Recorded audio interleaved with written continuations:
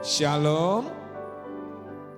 Puji Tuhan dan bersyukur untuk siang hari ini kembali saya bisa melayani di tempat ini. Semua karena kemurahan Tuhan, semua karena kebaikan Tuhan. Untuk setiap kita orang-orang yang percaya di dalam Tuhan. Ada janji Tuhan untuk setiap kita. Amin. Bapak Ibu percaya penyertaan perlindungan Tuhan sempurna untuk setiap kita. Sebagai orang-orang percaya di dalam Tuhan. Janji-janji yang Tuhan berikan itu. Seperti tadi lagu katakan, dia janji, dia setia untuk setiap kita. Amin. Kita sama-sama lihat salah firman Tuhan di Yosua 21 ayat yang ke-45. Firman Tuhan dikatakan sini, mari kita baca sama-sama. Yosua 21 ayat 45. 1, 2, 3. Dari segala yang baik yang dijanjikan Tuhan kepada kaum Israel, tidak ada yang tidak dipenuhi, semuanya terpenuhi untuk setiap kita. Amin. Ya. Nanti kaum Israel kita pegang dada kita masing-masing. Kalau saya hafal seperti ini. Dari segala yang baik yang dijanjikan Tuhan kepada Afat, apa? Tidak ada yang tidak dipenuhi, semuanya terpenuhi. Amin. Yuk sama-sama yang punya dada, pegang dadanya, hatinya. Sebab firman Tuhan itu taruh di hati kita. Hati kita renungkan, kita lakukan sehingga firman Tuhan itu hidup dan berkuasa atas kehidupan kita. Sama-sama, 1, 2, 3. Dari segala yang baik yang dijanjikan Tuhan kepada Afat, tidak ada yang tidak dipenuhi, semuanya terpenuhi. Amin. Amin. Berikan kemuliaan bagi Tuhan kita. Haleluya, haleluya. Janji Tuhan itu ya dan amin. Ketika dia berfirman tidak pernah gagal janji Tuhan. Dia melaksanakan segala firman Tuhan itu. Sekarang janji Tuhan apa yang kau pegang dalam kehidupanmu? Jangan-jangan iblis yang menaruh ketakutan, kekhawatiran, kecemasan. Kamu tidak bisa, kamu tidak mungkin berhasil. Oh, orang lain tuh lebih pintar, lebih hebat, lebih canggih, modalnya lebih besar, uangnya lebih banyak. Kamu mana bisa? Kamu kecil, uangmu gak banyak. Kamu mana bisa? Mana bisa? Mana bisa? Mungkin ada iblis yang menaruh benih kekhawatiran, ketakutan untuk setiap kita. Itu pekerjaan iblis. Tapi kita pegang janji Tuhan. Tuhan akan membawa saya dari satu kemenangan demi kemenangan. Dan Tuhan akan menolong saya. Dan firman Tuhan akan memegang tangan kanan kita dan membawa kita daripada satu kemenangan daripada Tuhan. Kan janji Tuhan untuk setiap kita. Maka dikatakan tadi dari segala yang baik yang Tuhan berikan. Tuhan memberikan segala yang baik. Tuhan tidak pernah memberikan yang buruk dalam kehidupan kita. Iblis yang memberikan yang buruk.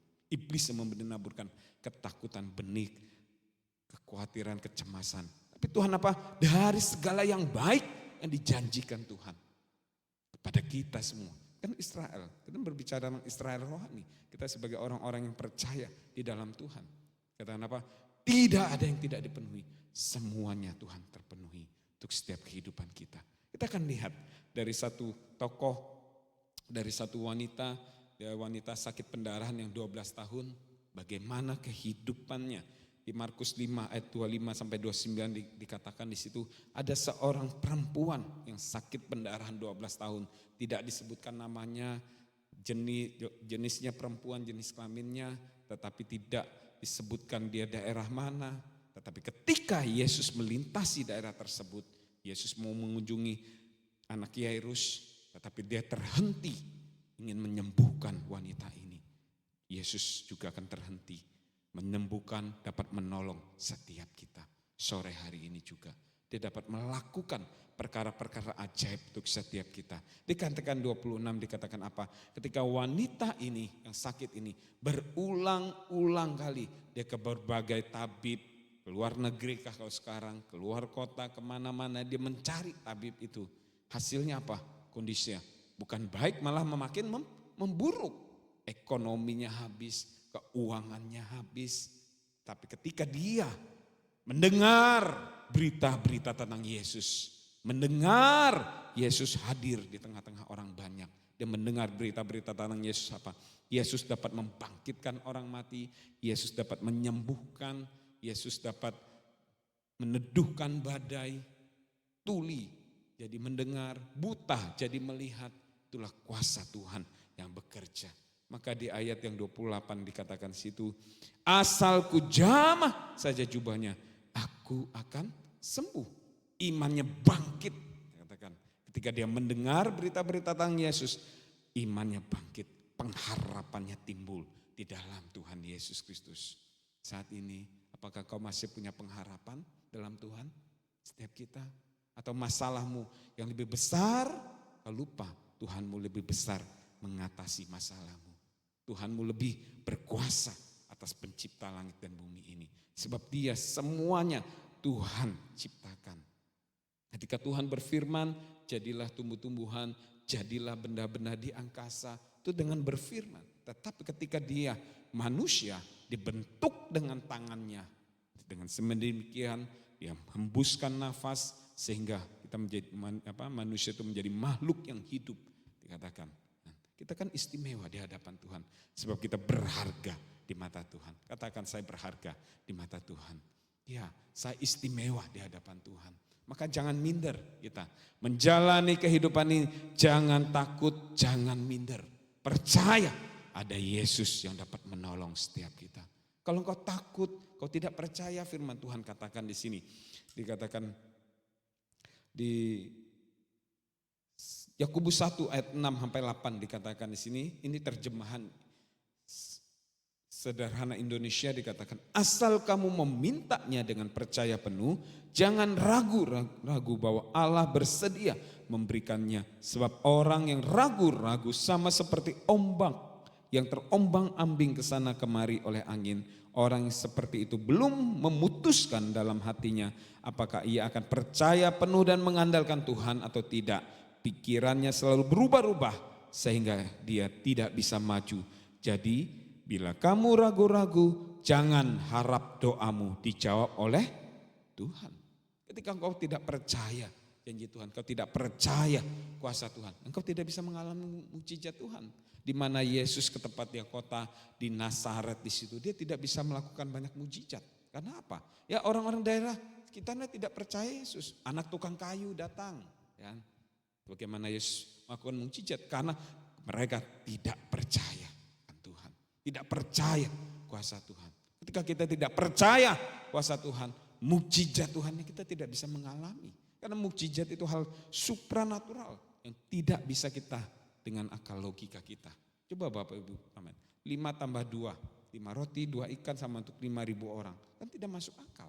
Ya, tidak masuk akal. Tetapi kuasa Tuhan yang bekerja, Tuhan yang dapat melipat gandakan itu semua untuk setiap kita. Mukjizat itu Tuhan, emang keterbatasan kita manusia, kita tidak bisa. Tapi mukjizat Tuhan itu adalah kuasa Tuhan yang bekerja di atas semuanya. Kita manusia terbatas, lemah adanya. Tetapi kita punya Tuhan, Allah yang berkuasa, yang tanpa batasnya dapat melakukan perkara-perkara ajaib dalam kehidupan kita. Maka perempuan ini tadi, dia mendekati Yesus. Saya percaya ada sesuatu usaha yang dilakukan perempuan ini ketika dia melihat kerumunan banyak orang di situ. Dia melihat orang Yesus di situ dikerumuni oleh banyak orang, pasti dia susah payah ingin mendekati Yesus. Tetapi dikatakan iman percaya, asal ku jamah saja jubah-jubahnya, aku akan sembuh. Jubah-jubah berbicara tentang apa? Kalau bisa tolong lanjutkan. Di sini dia memakai kalau biasa talit itu tempat orang selendang doa. Kalau di sana, kalau di Israel itu beberapa kali, saya 3 kali dampingi Bapak Gembala juga ke Israel. Banyak orang Yahudi Ortodoks mereka berdoa di tembok ratapan menggunakan talit ini, atau mereka bisa berdoa di rumah. Mereka berdoa sambil membacakan mazmur itu talit. Terus coba di slide selanjutnya lagi. Nah di sini, ini proses mukjizat kesembuhan. Ya, talit itu berbicara selendang doa, kalau atarah itu ada kata-kata situ ada kata-kata berkat yang dijamah oleh perempuan ini adalah jubah-jubah. Cit-cit itu berbicara apa? Ada janji Tuhan di dalamnya. Dia memegang janji Tuhan itu, perempuan itu. Kalau di perjanjian lama dikatakan di sini tentang berbicara tentang janji Tuhan, di Bilangan 15:37 sampai 40 dikatakan di sini, dikatakan Tuhan berfirman kepada Musa, berbicaralah kepada orang Israel dan katakan kepada mereka bahwa mereka harus membuat jubah-jubah pada puncak baju mereka turun-temurun, dan dalam jubah-jubah puncak itu harus kau dibubuhi benang ungu kebiru-biruan, maka jubah itu akan mengingatkan kamu apabila kamu melihatnya kepada segala perintah Tuhan, sehingga kamu melakukannya dan tidak lagi menurut hatimu atau matamu sendiri seperti biasa kamu perbuat dalam ketidaksetiaanmu terhadap Tuhan. Maksudnya supaya kamu mengingat dan melakukan segala perintahku dan menjadi kudus bagi Allahmu. Ketika perempuan ini memegang jijit atau ujung jubah-jubah itu, dia memegang janji Tuhan. Dia menaruh imannya kepada Tuhan Yesus Kristus. Janji Tuhan apa? Di Yeremia 17 ayat 14 dikatakan sini, sembuhkan aku ya Tuhan, maka aku akan sembuh. Selamatkan aku ya Tuhan, maka aku akan selamat, sebab engkaulah kepujianku. Janji Tuhan untuk setiap kita. Seberapa janji Tuhan yang kau pegang dalam kehidupanmu? Selamatkan Tuhan keluargaku, selamatkan Tuhan bisnis pekerjaanku, selamatkan Tuhan dalam studi, apa yang kukerjakan semua dapat berhasil beruntung Tuhan. Pegang setiap janji Tuhan untuk setiap kita. Mungkin ada yang sakit kah belum sembuh? Percaya, sembuhkan aku Tuhan, oleh bilu-bilu Yesus aku menjadi sembuh, sehat kembali. Kan janji Tuhan. Tuhan memberikan kesehatan seperti tadi katakan, segala yang baik yang dijanjikan Tuhan untuk saudara, juga untuk saya, untuk setiap kita. Tuhan mau untuk setiap kita hidup terus di dalam tangan kasih, anugerah yang daripada Tuhan. Dan saya dulu di Betani Yestoya Malang, puji Tuhan, ini gereja kita sudah 9 tahun, nanti tanggal Jumat nanti 11 Oktober 2015 itu pembukaan, nanti di 11 Oktober 2024 itu ada 9 tahun berjalan gereja kita. Puji Tuhan, sekali lagi ada kita punya Bapak Gembala, Bapak Pendeta Dr. Samuel Sianto, saya percaya imannya kuat, visi misi yang Tuhan taruh lewat beliau dari pembelian tanah. Saya percaya Tuhan taruh visi untuk membangun suatu ibadah. Sekarang itu berjalan sampai lantai 8, sekarang sudah ngecor juga zona pertama. Semua tangan Tuhan, kemurahan Tuhan yang menolong itu semua. Saya katakan tidak mudah, mungkin ada yang mencemooh, memfitnah semua. Tetapi ketika Tuhan yang membuka jalan, tidak ada yang dapat menutupi itu semua. Mungkin ada yang, jangan nabur gini-gini, jangan ada yang menjelek-menjelekan gereja kita, banyak sekali. Tetapi ketika Tuhan yang dapat menggerakkan, membukakan pintu itu semua, tidak ada manusia yang dapat menutupnya. Puji Tuhan, pembangunan gereja terus berjalan sampai hari ini, semua karena kemurahan Tuhan. Saya percaya ketika Tuhan sudah memulai, Tuhan pasti menyelesaikan sampai pada akhirnya. Amin. Bapak Ibu juga percaya jemaat di tempat ini juga, saya berdoa engkau pribadi lepas pribadi mengalami kuasa Tuhan, mukjizat Tuhan dalam pekerjaanmu, dalam apa yang kau kerjakan, studi, pendidikan anak-anakmu diberkati dan ditolong oleh Tuhan. 9 tahun saya berjalan juga di gereja Betani Yestoya Pusat Malang. Saya ini puji Tuhan dikaruniai 2 orang anak. Yang pertama itu Shannon Gavriel. Ketika itu Shannon minta mobil. Minta mobil. Nan doa, saya bilang gitu kan. Doa sama Tuhan, doa. Setiap, ini kan kita di dalam mall, lantai 3 gerejanya. Setiap hari Minggu tuh biasa ada pameran di bawah. Banyak sekali pameran-pameran mobil. Selesai ibadah dia dari sekolah minggu, dia turun ke bawah. Senen mau mobil, nan doa nan, pilih yang mana, kayak gitu kan. Nah kan papa kan maksudnya kasih motivasi untuk anaknya doa, saya bilang gitu. Pilih yang mana? Ya, doa. Besok minggu depan lagi, Pi, saya mau mobil, doa Nan. Kita sepakat pulang ke rumah, saya istri anak-anak juga doa. Doa. Puji Tuhan, kami sewaktu-waktu diberikan mobil baru dari seorang jemaat juga untuk kasih kami. Karena biasanya kalau dulu sekolah minggu itu kan beli makanan, snack untuk anak-anak, bisa pakai motor. Gitu kan. Terus saya doa, Tuhan Kau sediakan mobil yang terbaik agar bisa untuk aktivitas, untuk pelayanan juga. Tuhan sediakan itu semua. Karena cara Tuhan, kasih Tuhan untuk setiap kita. Maka ketika engkau berdoa, jangan ragukan kuasa Tuhan. Kalau ragu, ya seperti gelombang laut tadi, diombang-ambingkan. Percaya nggak Tuhan bisa jawab doa saya?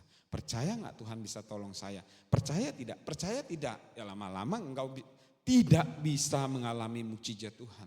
Tapi aku berdoa dalam nama Yesus, Tuhan yang menolong saya. Ya, bangkitkan imanmu ketika kau datang kepada Tuhan. Jangan ragukan kuasa Tuhan, pegang teguh setiap janji Tuhan. Firman Tuhan, maka dikatakan apa? Alkitab perjanjian lama dan perjanjian baru. Perjanjian lama berapa? Kitab 39. Perjanjian baru ada 27, totalnya ada 66 kitab. Begitu banyak janji-janji Tuhan. Pegang itu semua janji Tuhan. Sebab dia firman yang hidup dan berkuasa itu. Dia akan hidup dan melaksanakan untuk setiap kita. Tuhan memberkati setiap kita.